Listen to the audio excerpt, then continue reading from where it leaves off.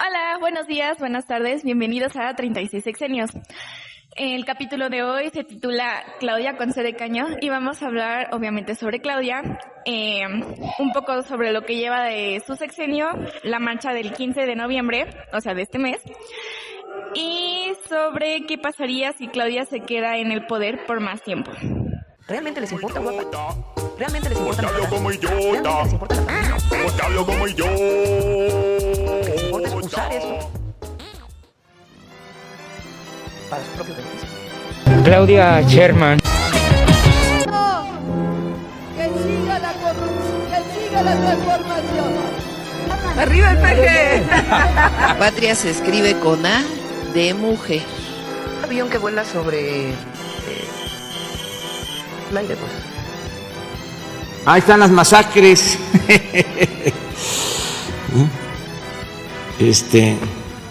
Bienvenidos. 36 sexenios.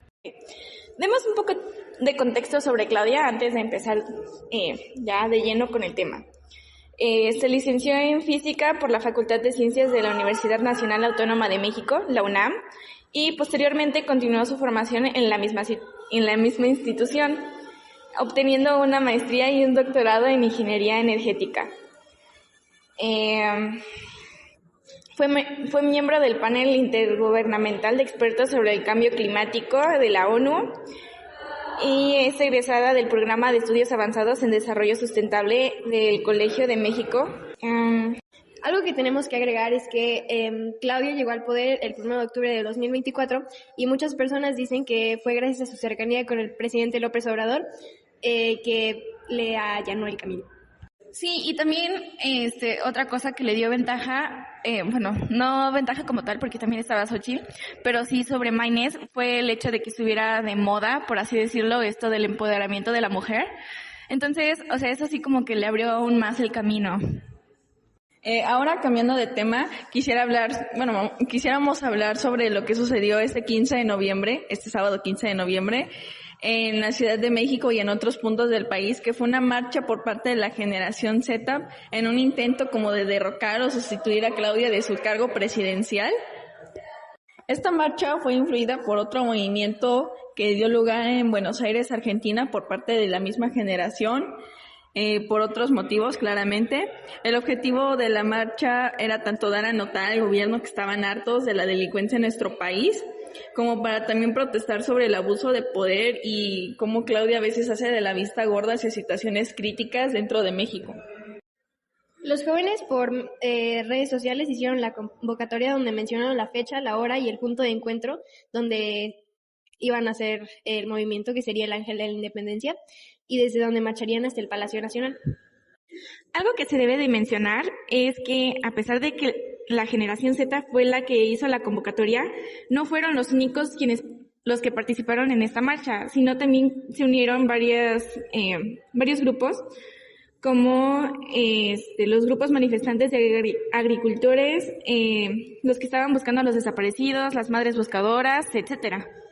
Esto yo creo que está chido y a la vez no, ya que hubieron personas que estaban en contra de la marcha y que aprovecharon esto para burlarse diciendo cosas como qué bonito los jóvenes, o sea, haciendo énfasis en jóvenes de la generación Z, haciendo referencia a que la gran parte de las personas que estaban en la marcha en sí no eran jóvenes, sino que eran personas que incluso se podría decir que eran viejitos o señores ya de segunda o tercera edad. Pero a la vez creo que se estuvo chido en el sentido en el que la gente se unió para manifestar y mostrar la inconformidad aprovechando la influencia de los jóvenes, mostrando que ya casi nadie le tiene confianza a Sheinbaum para seguir gobernándonos. Desde un día antes de que comenzara la marcha, se pusieron barricadas alrededor del Palacio Nacional para evitar que los protestantes dañaran la construcción. Sin embargo, los manifestantes comenzaron a derribarlas y en sí la Guardia Nacional no tiene permitido arremeter contra un ciudadano común a menos que se le dé la orden de hacerlo. Entonces, cuando los manifestantes derribaron la mayoría de las barricadas, se le dio el orden a la Guardia Nacional de inmovilizar a los manifestantes para que no pudieran causar daños al Palacio de Gobierno.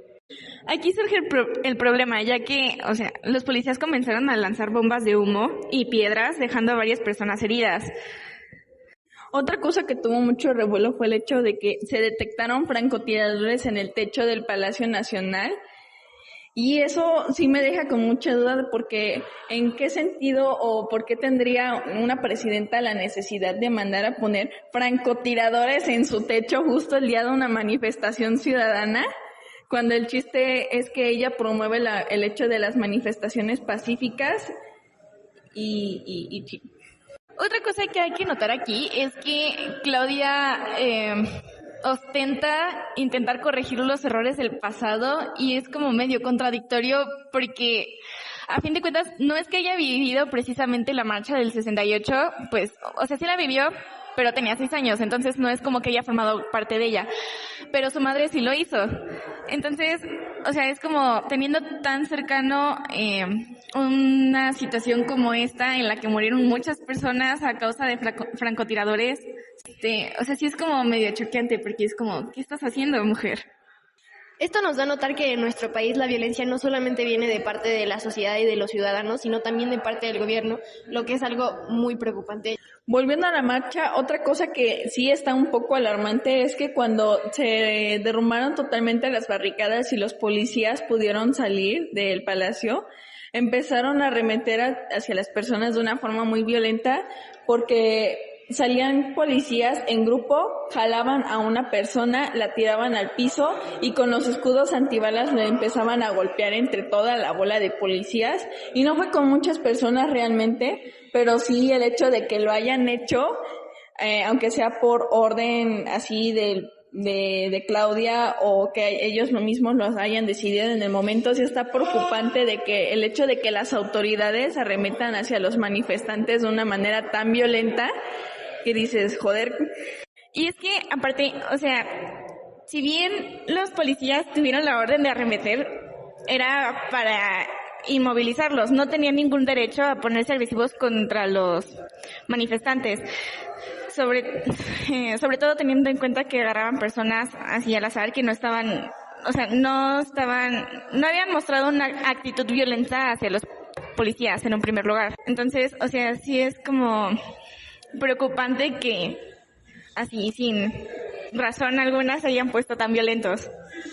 Ok, cambiando otra vez de tema, algo que también no mencionamos y que también está medio preocupante es el hecho de que Claudia, un día antes de la marcha, en una de las mañaneras, evidenció de manera no tan anónima a 2 jóvenes que estaban haciendo parte de la convocatoria a través de una de las redes sociales, que creo que fue Facebook, pero ponía como tal sus caras, su red social, toda su publicación y otros datos de los mismos jóvenes. También empezó a decir que estos jóvenes eran una mala influencia para lo que es la generación Z, ya que, o sea, en parte como que los empezó a difamar por todo esto de su convocatoria.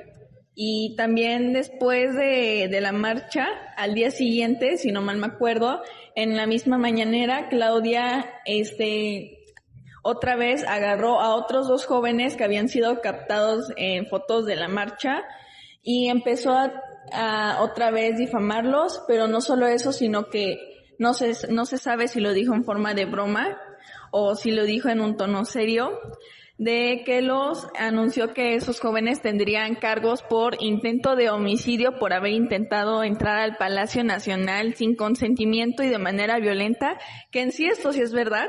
Los manifestantes sí se pasaron de lanza y entraron de manera muy violenta, o sea, intentaron romper barricadas y todo el rollo, pero tampoco creo que sea lo suficientemente grave como para que una presidenta ande publicando datos de personas así que si bien no hicieron nada malo, técnicamente está dando todos los datos posibles para que, no sé, un sicario, por ejemplo, se los chingue. Okay. Y, o sea, el problema más grave es que uno, si lo dijo en serio, o sea, no tiene pruebas de que haya sido un intento de homicidio, no hubo ninguna señal de que lo fuera. O sea, como que solo estaban entrando al Palacio Nacional, no había nada que indicara precisamente que era un intento de homicidio. Además, bueno, pongámoslo de una forma.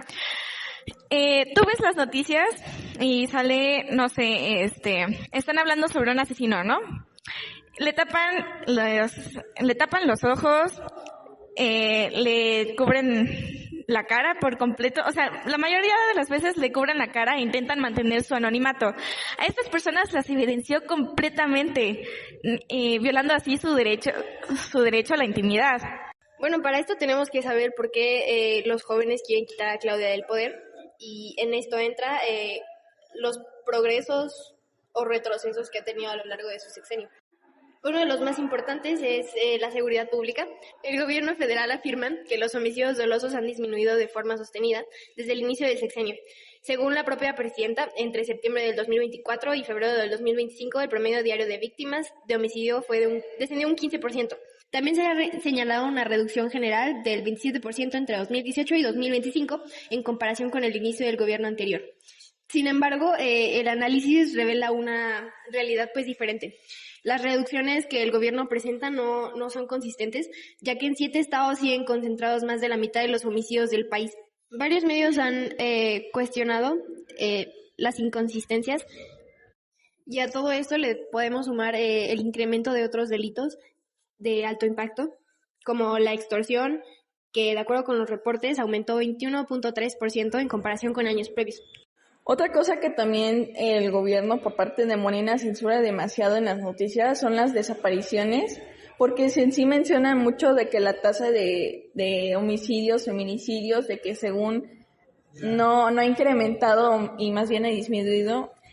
Nunca he visto que mencionaran lo mismo con lo de la tasa de desapariciones, ya sea forzadas o ya sea de secuestros.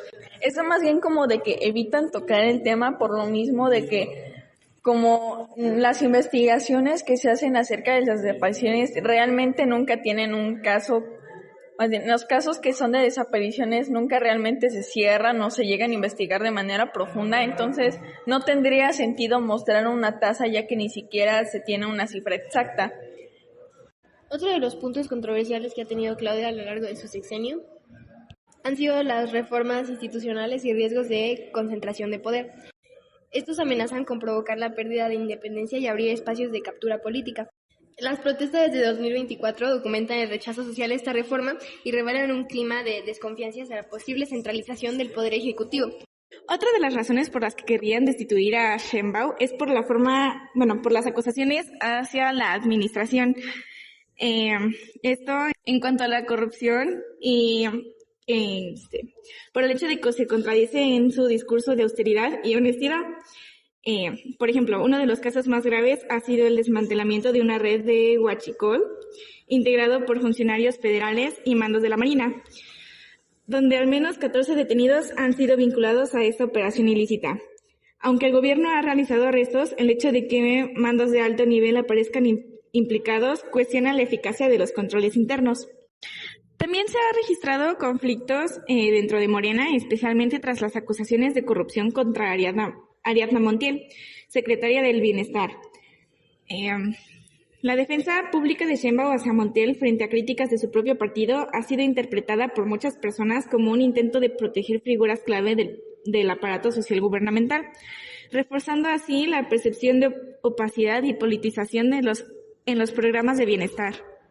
Otro ejemplo de esta situación fueron las denuncias por corrupción en el Infonavit, que se han presentado alrededor de 3.800 denuncias por corrupción y fraude en el Instituto del Fondo Nacional de la Vivienda para los Trabajadores, o sea, Infonavit, y también se han iniciado 38 carpetas de investigación en el sentido de que nunca se investigaron en diferentes fiscalías del país. No solo esto, sino por las mismas investigaciones por fraude del Infonavit se han descubierto esquemas de corrupción que involucran a jueces, funcionarios, magistrados, despachos de abogados que despojaron a trabajadores de sus viviendas mediante juicios masivos y totalmente Otra situación alarmante fue lo que sucedió de la inundación en Poza Rica, ya que fue un desastre natural súper devastador. Pero lo que más llama la atención es cómo el gobierno literalmente no respondió de manera efectiva, dejando prácticamente a los ciudadanos de Veracruz la lentitud de respuesta del Estado. Y aunque se anunció la construcción de una planta señalaron como que factor en sí buscaba que la presa no se desbordara, eso no evidentemente traduce en acciones concretas para prevenir la inundación como en tal. Y a pesar de que la inundación de hecho, en la cierta parte explosión fue predecible, el gobierno no tomó medidas nunca adecuadas para prevenirla o mitigar sus efectos, no activaron alertas tempranas, no se evacuó a la población en riesgo y no se proporcionó apoyo suficiente a los afectados una vez que la inundación ya pasó. Y algo que sí está de reconocerle a los ciudadanos de Poza Rica es que en lugar de esperar a que el gobierno actuara, empezaron a organizarse entre los que vivían en esas zonas para ayudar a los afectados. También se abrieron refugios temporales, se recolectaron alimentos y suministros por parte de otros estados que se animaron a ayudar y se brindó apoyo a las personas que lo necesitaban, puesto que hubieron demasiadas pérdidas. Aquí el problema es más bien de que el gobierno nunca asumió la responsabilidad, nunca realmente salió ningún funcionario, ninguna persona de algún partido como Claudia o algo por el estilo, a admitir que realmente la presa que se desbordó estaba en malas condiciones y que por eso mismo se desbordó. Literalmente se deslindaron de todo lo que fue el problema y simplemente dejaron que todos se fueran, o sea, así se salieran afectados. Otro motivo es que el gobierno presume estabilidad macroeconómica, baja inflación y altos niveles de inversión extranjera directa. Sin embargo, los especialistas han advertido que parte de esta estabilidad podría depender de factores coyunturales más que de transformaciones estructurales. Asimismo, el gasto masivo en programas sociales, aunque políticamente efectivos, podrían generar presiones fiscales en el medio plazo si los ingresos públicos no crecen en el mismo ritmo. La posibilidad de que la economía global se desacelere o que disminuyan los flujos de inversión representa un riesgo para la sostenibilidad del modelo económico que promueve la administración. Ahora que ya sabemos los motivos por los que la gente quiere destituir a Claudia Sheinbaum de su cargo presidencial, ahora vamos a hablar sobre las repercusiones sociales futuras que habrían si esto no se hace. Primero comenzamos con el debilitamiento de la independencia institucional. Claudia Sheinbaum está siguiendo la misma línea de concentrar el poder en el gobierno federal, sobre todo en el presidente y en el ejecutivo. Si continúa así, la verdad es que México podría tener instituciones más débiles y menos independientes. Aparte, si ella sigue impulsando reformas que le quitan fuerza al poder judicial y a los organismos autónomos, el gobierno tendría más libertad para tomar decisiones sin que ninguna institución pueda cuestionarlo. Lo que Claudia está haciendo para llevarnos a este punto es que apoya la idea de los organismos autónomos. Son gastos innecesarios, cosa que pues no puede ser más errónea. Promueve reformas que reducen la independencia del poder judicial y mantiene un estilo de gobierno muy centralizado, con poca abertura al diálogo. Otro de los problemas que nos puede causar es que si Sheinbaum continúa fortaleciendo los programas sociales, pero sin un plan sólido para que la economía crezca, esto puede hacer que México dependa cada vez más del dinero que reparte el gobierno y no de empleos o productividad real. Si los programas sociales se usan como principal herramienta de apoyo, pero no se crean empleos bien pagados, la gente dependerá del gobierno para sobrevivir. Ahora, el problema de depender de los programas es que pueden volverse insostenibles si la economía no crece, se frena la movilidad social y la pobreza no disminuye realmente, solo se administra. Y es que, mujer, esto ya no está chido. ¿Qué está haciendo Claudia para acercarnos a este punto? Bueno, en primer lugar invierte más en apoyos directos que en impulsar la industria o la innovación.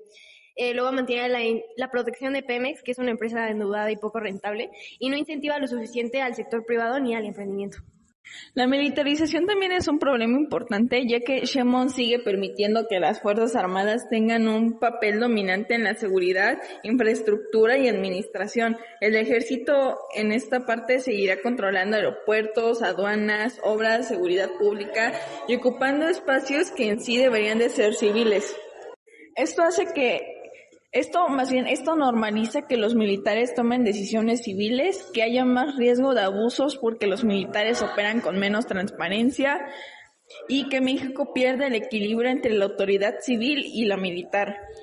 No solo eso, sino que también Claudia Sheinbaum mantiene a la Guardia Nacional bajo el control militar, les da a los militares obras y negocios del gobierno y aumenta su presencia en tareas públicas que totalmente no les corresponden a cualquier persona así. Otra consecuencia que ahora está siendo bastante evidente es los retrocesos en educación, ciencia y energías limpias, que aunque Sheinbaum es evidentemente científica, ha demostrado que prioriza el proyecto político antes que la evidencia.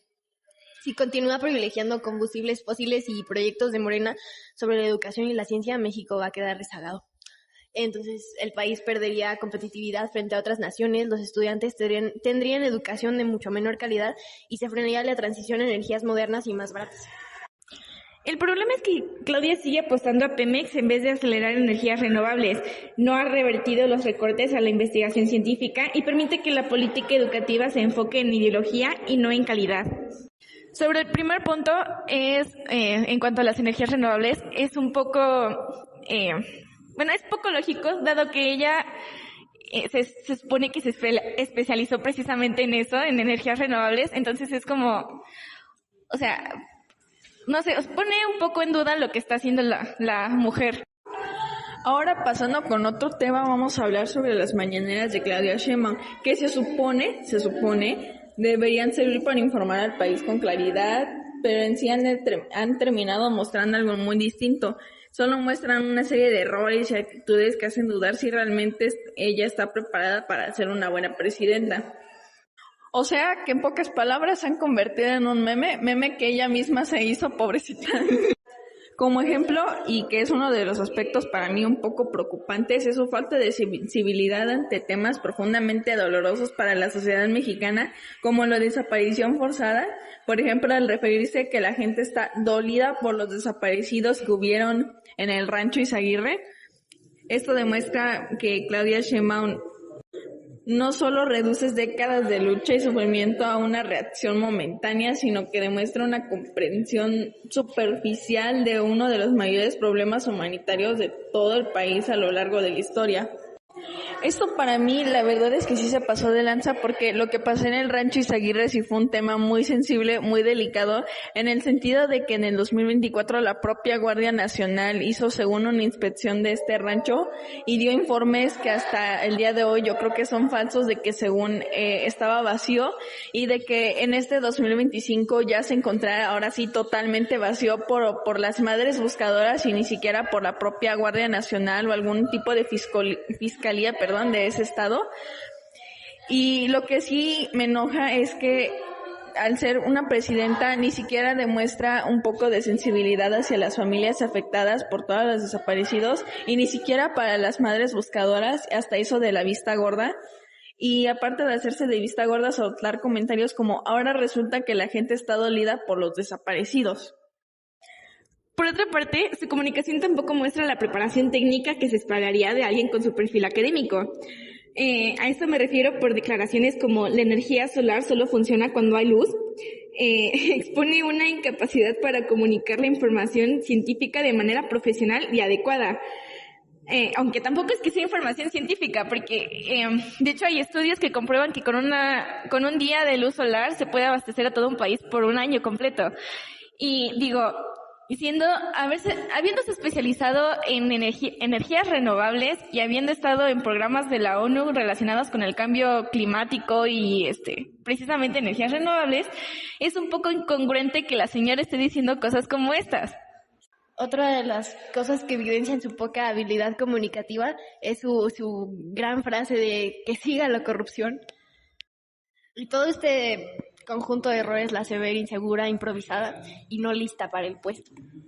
En sí, lo que Claudia quiso decir con su frase fue que siga la transformación, pero podemos ver cómo a nuestra presidenta se le cruzaron las palabras. Otro aspecto bastante grave, diría yo, es su falta de tolerancia hacia la crítica. Un ejemplo de esto es el hecho de que se negara a responder una pregunta por el tono del reportero. Y esto muestra una clara incapacidad de enfrentar cuestionamientos públicos. En lugar de asumir una postura de transparencia y diálogo, reacciona de manera defensiva, evidenciando un liderazgo emocionalmente reactivo y poco profesional. Un presidente debe mantener la compostura incluso ante preguntas incómodas. No hacerlo revela debilidad, falta de preparación y una comprensión limitada de las responsabilidades de rendir cuentas. Cerrando con las increíbles capacidades comunicativas e intelectuales de nuestra hermosísima presidenta Claudia Sheinbaum, vamos a pasar a dar lo que son las soluciones que nosotros le vemos hacia este problema. Claudia Sheinbaum. La verdad es que no le veo mucha salida a este asunto, ya que, la única posibilidad que vería sería destituir a Claudia, seguir haciendo más marchas, pero, en sí el problema es que... somos jóvenes. Nosotros mismos, exacto, nosotros no podríamos hacer gran cosa, ya que no somos mayores de edad y no tenemos derecho al voto ni a ninguna cosa por el estilo en cuanto a la política. También por la parte de que esa manifestación del 15, Claudia también en una conferencia dijo que no le iba a tomar en cuenta por el simple hecho de que fue violenta, y sí fue violenta, pero pues jeje. Pero una de las cosas es que si nos fuéramos por la misma lógica de que no le va a hacer caso porque es violenta, nadie estaría haciéndole caso a la presidenta por todas sus acciones violentas contra los ciudadanos. Creo que también un buen punto que tendríamos que mejorar es poder escuchar un poco más la voz de los menores de edad, de la gente que todavía no tiene derecho al voto, porque a final de cuentas pues son el futuro del mundo y creo que tienen ideas mucho mejores que la gente de generaciones más avanzadas. Y es que, yo siento que ya las manifestaciones no son suficientes. Estamos llegando a un punto en el que el gobierno no nos escucha y por más que hablamos, por más que gritamos, por más que hacemos, no nos hacen caso. Entonces, siento que ya es momento de tomar medidas extremas como intentar hacer una revolución o algo por el estilo. Soy Zapata. Creo que también una buena opción a considerar sería poner un presidente más joven y más actual.